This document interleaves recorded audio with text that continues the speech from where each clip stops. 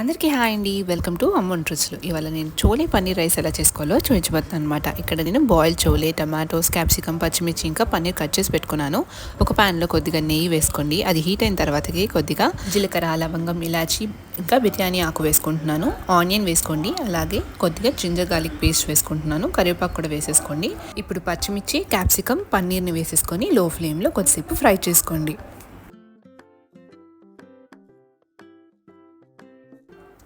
Paneer fry అయిన తర్వాతకి మనం కట్ చేసి పెట్టుకున్న టమాటో వేసేసుకొని కొద్దిగా పసుపు, కారం, అలాగే చోలే మసాలా వేసుకుంటున్నాను అనమాట. దాన్ని ఒక 1/2 టీ స్పూన్ వేసుకుంటున్నాను. దాన్ని బాగా మిక్స్ చేసేసుకోండి. అలాగే మనం బాయిల్ చేసి పెట్టుకున్న చోలే 1 కప్ని వేసుకుంటున్నాను. దీంట్లో సరిపడి సాల్ట్ వేసేసుకొని దీన్ని లో ఫ్లేమ్లో ఒక 2 to 3 మినిట్స్ వరకు కుక్ చేసుకోండి. మూత పెట్టేసుకొని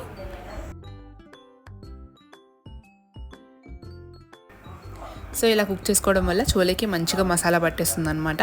ఇప్పుడు మనం కుక్ చేసుకున్న రైస్ని వేసేసుకుంటున్నాను.